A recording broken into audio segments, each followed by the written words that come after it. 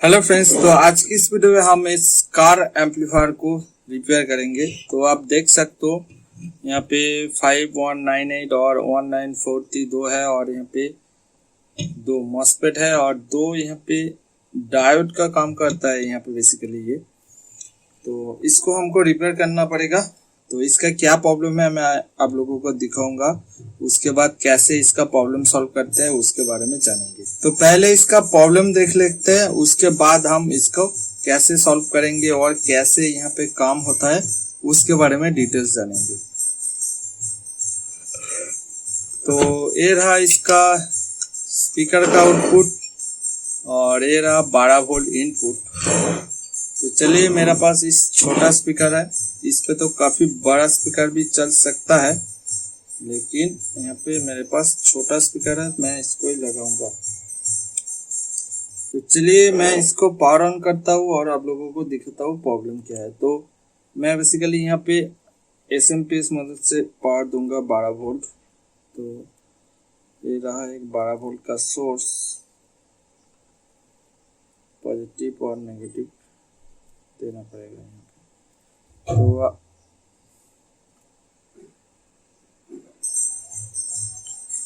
तो यहाँ पे आप देख सकते हो पावर आ चुका है। तो यहाँ पे क्या प्रॉब्लम है, आप लोग प्रॉब्लम क्या है वो देख लेते हैं।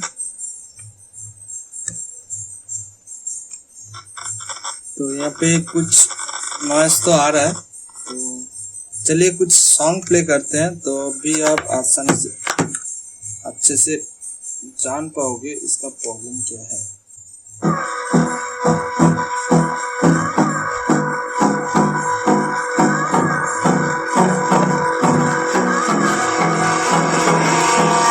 Hold me close till I get up. Time is barely on our side. I don't wanna waste what's left. The storms we chase are leading us, and love is all we'll ever trust. Yeah, no, I don't wanna waste what's left. तो problem मैं यहाँ पे क्या है बता देता हूँ। इसका प्रॉब्लम ये है कि इसका साउंड उतना क्लियर नहीं आ रहा है, तो यही इसका दिक्कत है। तो इसको ही हमको ठीक करना पड़ेगा। तो बेसिकली उसको ठीक करने के लिए आप लोगों को इसको ये कैसे काम करता है उसके बारे में आपको जानना पड़ेगा। तो चलिए पहले वो जान लेते हैं, उसके बाद इसको रिपेयर करेंगे। तो यहाँ पे 5198 है और 1943 है, दो यहाँ पे ट्रांजिस्टर है जो कि यहाँ पे साउंड को एम्पलीफाई करता है। उसके आगे जो भी यहाँ पे ट्रांजिस्टर है, तो इसके मदद से हमारा पूरा एम्पलीफाई काम करता है। और यहाँ पे 4558 है जो कि यहाँ पे ऑडियो को, जो यहाँ पे बेस के लिए एक सर्किट होता है जो कि लाउड बेस और जो सिर्फ बेस होता है उसके लिए यहाँ पे स्विच है, और यहाँ पे वॉल्यूम कंट्रोल भी है। बेसिकली यहाँ से जो यहाँ का पोर्शन है ये बेसिकली एम्पलीफाई के लिए काम करता है। ये आईसी है, ये जो प्री एम्पलीफायर का काम करता है ये करता है। तो ये जो एम्पलीफायर जो ट्रांजिस्टर है और यहाँ पे दो कैपेसिटर है। तो ये जो कैपेसिटर है यहाँ पे आप अगर गौर करेंगे ये 35 वोल्ट का है, 35 वोल्ट का। तो बेसिकली 12 वोल्ट यहाँ पे इनपुट होता है, यहाँ से तो 12 वोल्ट इनपुट होता है, लेकिन इसको इस ट्रांसफार्मर के मदद से और ये जो दो मॉस्फेट है इसके मदद से एम्पलीफाई किया जाता है। इसका जो वोल्टेज है वो लगभग 30 वोल्ट माइनस और प्लस 30 वोल्ट और उसके साथ ग्राउंड आता है। तो यहाँ पे प्लस माइनस ग्राउंड वोल्टेज लेके काम होता है। तो इसके मदद से इसका साउंड उतना ज़्यादा अच्छा होता है और इसका पावर भी ज़्यादा होता है। तो बेसिकली इस छोटा जो टोरॉइडल ट्रांसफार्मर आप देख पा रहे हो, तो ये ट्रांसफार्मर का काम करता है। यहाँ पे इनपुट आती है जो कि 12 वोल्ट, और इस ट्रांजिस्टर के ये जो मॉस्फेट है इसके मदद से स्विच होता है। तो स्विच होने के बाद इस ट्रांसफार्मर के मदद से इस वोल्टेज को 12 वोल्ट को यहाँ पे लगभग 30 वोल्ट इंक्रीज किया जाता है, उसके बाद ये एम्पलीफाई काम करता है। तो चलिए पहले हम इसको चेक कर लेते हैं क्या इसका दिक्कत है। सॉरी, यहाँ पे और एक चीज आप लोगों को समझाना, ये जो दिक्कत है ऑब्वियसली ये आप अगर समझेंगे तभी आप कर पाएंगे। यहाँ पे दो ट्रांजिस्टर होता है, एक प्लस के लिए काम करता है और एक माइनस के लिए काम करता है। तो जब यहाँ पे प्लस वोल्टेज, यहाँ पे माइनस वोल्टेज होता है और यहाँ पे प्लस वोल्टेज होता है, आप अगर नापेंगे तो आप देख पाएंगे। तो बेसिकली दोनों ट्रांजिस्टर में दोनों वोल्टेज आता है।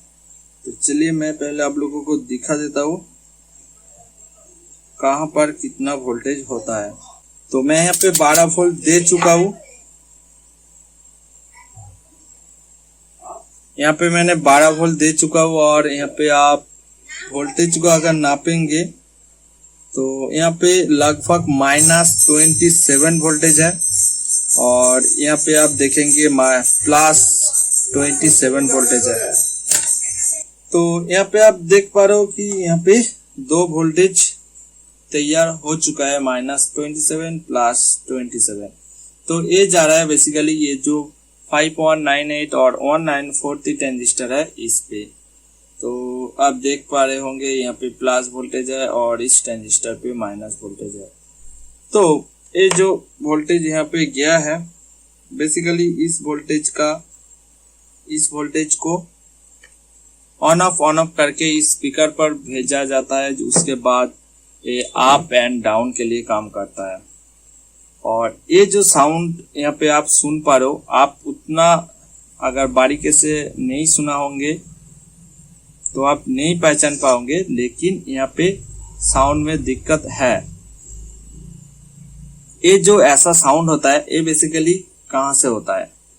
बेसिकली होता है कि एक साइड का ट्रांजिस्टर काम करना बंद कर चुका है, उस केस में ऐसा साउंड होता है। लेकिन यहाँ पे कोई शॉर्टेज वगैरह नहीं होगा तभी ऐसा साउंड आता है। यहाँ पे सब कुछ सही है लेकिन फिर भी एक साइड का ट्रांजिस्टर काम नहीं कर रहा है, ऐसा अगर सिचुएशन हुआ तो ये ऐसा साउंड आता है। बेसिकली आप देख पा रहे हो कि यहाँ पे एक ट्रांजिस्टर, यहाँ पे एक और यहाँ पे दो और यहाँ पे दो। तो इसको अगर आप देखेंगे तो आधा आधा यहाँ पे बटा हुआ है, यहाँ पे दो, यहाँ पे दो, यहाँ पे एक, यहाँ पे एक।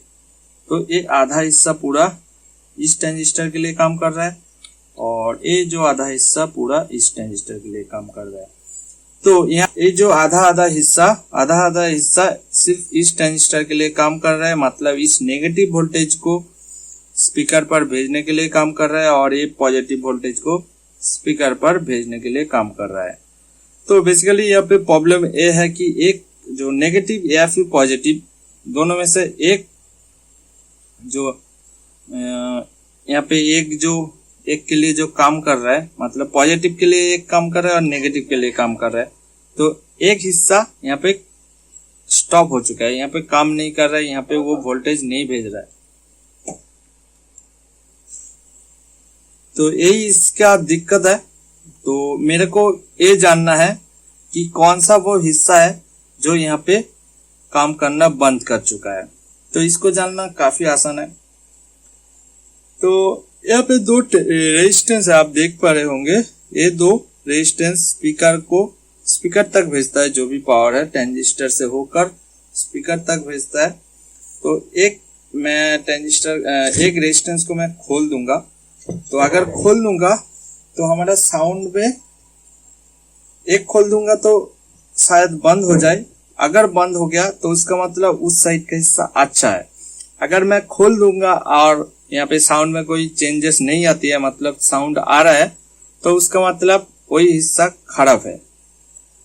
तो चलिए मैं एक हिस्सा खोल देता हूँ, एक साइड का मैं रेजिस्टेंस खोल दूंगा यहाँ पे।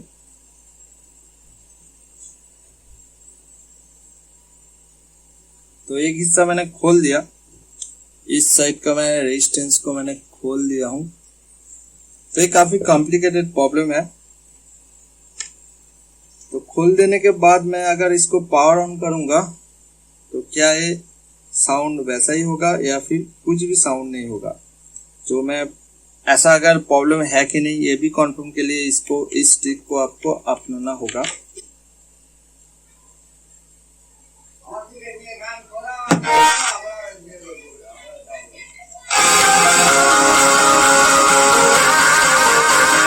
तो यहाँ पे आप देख सकते हो ये हिस्सा खोल देने से यहाँ पे चलना बंद हो चुका है।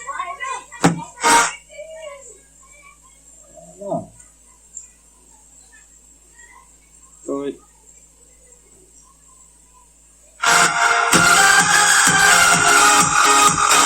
जो मैंने रेजिस्टेंस खोल दिया था तो उसको यहाँ पे पकड़ने से ये चल रहा है, और नहीं तो नहीं चल रहा है।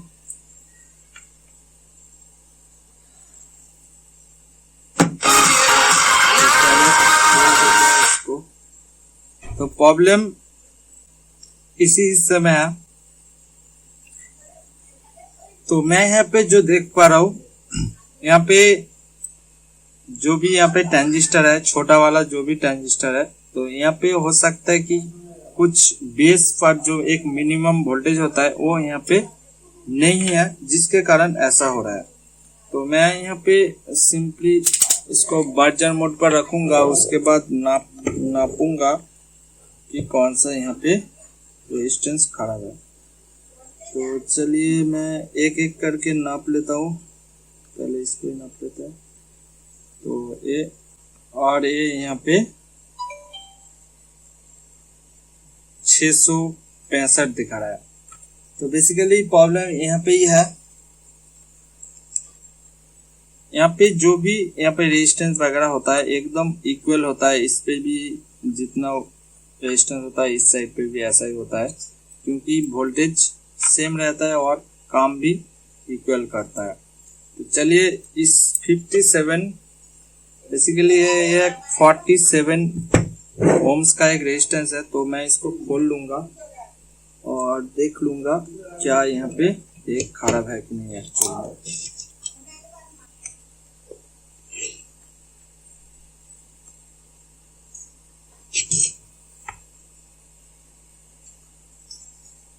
तो मैं यहाँ पे रेजिस्टेंस को खोल चुका हूँ। तो अभी इसका ओम्स चेक कर लेते हैं एक्चुअल में कितना ओम्स का रेजिस्टेंस अभी आ रहा है। तो यहाँ पे आप देख सकते हो कोई भी वैल्यू नहीं दिखा रहा है। तो इस जगह पर मैं एक नया रेजिस्टेंस लगा दूंगा जो कि 47 ओम्स का रेजिस्टेंस होगा। तो यहाँ पे ये 56 दिखा रहा है, एक्चुअल में 56 ही है। तो मेरे पास अभी यही है, तो इसको यहाँ पे लगा देते हैं और इसको यहाँ पे लगा देते हैं और ये देखते हैं उसके बाद इसका साउंड टेस्ट करके क्या होता है।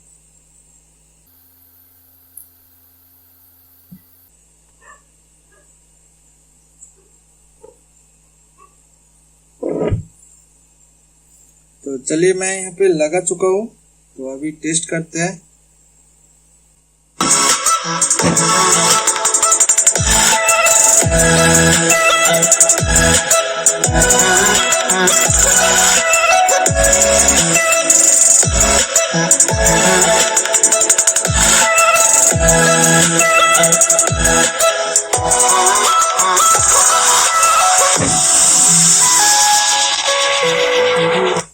तो यहाँ पे आप साउंड सुन सकते हो, काफी क्लियर साउंड आ चुका है। तो ये प्रॉब्लम सिर्फ एक रेजिस्टेंस के वजह से हो रहा था, जिसके कारण इस साइड का जो हिस्सा है वो काम नहीं कर रहा था। वो यहाँ पे जो बेस का वोल्टेज है, मिनिमम वोल्टेज, वो नहीं आ रहा था, जिसके कारण वो ट्रांजिस्टर ऑन नहीं हो रहा था और बाकी ट्रांजिस्टर भी ऑन नहीं हो रहा था, जिसके कारण एक साइड का पूरा जो वोल्टेज है वो नहीं जा पा रहा था, जिसके कारण यहाँ पे साउंड में क्लैरिटी नहीं आ रही थी।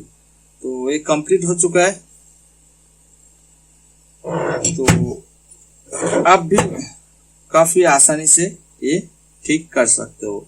वैसे ऐसा भी हो सकता है कि यहाँ पे तो एक रेजिस्टेंस खराब हो गया है, किसी केस में ट्रांजिस्टर भी खराब हो सकता है, और ज्यादातर ट्रांजिस्टर और रेजिस्टेंस के मदद से ये बना है। कैपेसिटर खराब होने से ऐसा नहीं होता है, क्योंकि वैसे पोलराइज जो कैपेसिटर है इस पे भी ये अगर खराब होगा तो ऐसा हो सकता है। तो बहुत सारा प्रॉब्लम का बहुत सारा कारण भी होता है, तो आपको ढूंढना पड़ेगा। वैसे इसमें सिर्फ एक रेजिस्टेंस खराब था। तो आशा करता हूँ आप लोगों को समझ में आ गया होगा। साउंड अगर नहीं क्लियर आ रहा है तो ज्यादातर चांस है ये रेजिस्टेंस खराब हो गया या फिर एक ट्रांजिस्टर बेसिकली एक साइड वहां पे डाउन हो गया, जिसके कारण ये जो स्पीकर है पॉजिटिव वोल्टेज देने पर ऊपर उठता है, नेगेटिव वोल्टेज देने पर नीचे जाता है। तो ऐसे में अगर सिर्फ पॉजिटिव वोल्टेज देगा तो सिर्फ ऊपर की तरफ आएगा, वो भी लिमिटेड, नीचे की तरफ नहीं जाएगा। और तब क्या होगा, नीचे का जो सिग्नल यहाँ पे जा रहा था वो सिग्नल नहीं आ पाएगा, मतलब ऑडियो का हाफ पोर्शन आपको मिलेगा, जिसके कारण साउंड में क्लैरिटी नहीं आती है। तो आशा करता हूँ आप लोग समझ गए होंगे। तो वीडियो को यहाँ पे खत्म करते हैं। वीडियो अगर अच्छा लगा तो एक लाइक जरूर कर देना और आगे ऐसे वीडियो देखने के लिए मेरे चैनल को जरूर सब्सक्राइब कर लेना। तो आज के लिए इतना ही, बाय।